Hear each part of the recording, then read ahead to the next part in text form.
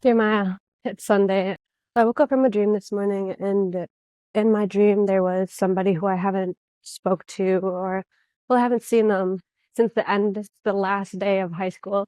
And it's kind of surreal thinking about certain things we went through together, and now they're completely out of my life.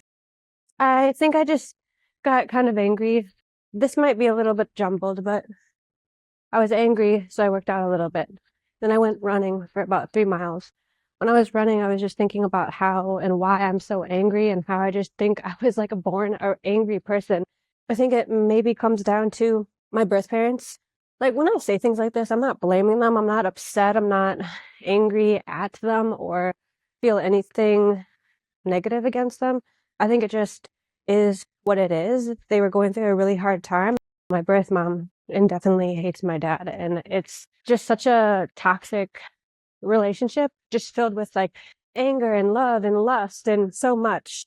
I think when I was born, they kind of came to a conclusion that there just wasn't enough for me, for them to take care of me. And the one person who kind of made the decision for my mom was my dad. And I think that's where a lot of her anger comes from, is I was the only kid put up for adoption, and just a lot of anger and resentment behind that.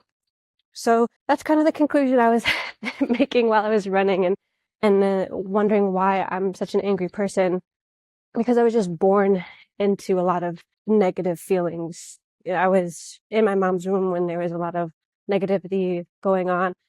And so I know that now it's my responsibility to kind of harness that anger. I think that the best way is to do it is just to get up and do something. I really wanted to just sit there and rot all day and say, okay, well, because your dad's sick and you're a little under the weather, I should just stay home and not go to class. But I was like, fuck this. I need to get up. I need to do a little workout. I need to go run. I need to go to class, and I need to do it all fasted, because I think it's just more of a weird mentality that I just want to be a lot more disciplined than I think I can. Did I think I can do all of this fasted? No.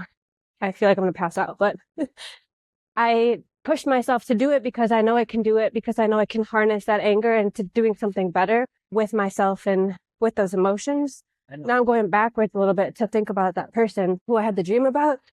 And I miss this person in my life, because whenever I used to talk to them and they used to be kind of involved in my life, I felt like a little badass. And I think now that I have you and your dad, that kind of is gone, for good reasons. It's not a bad thing that I don't feel like that anymore. Like I always say, it's an ebb and flow kind of thing.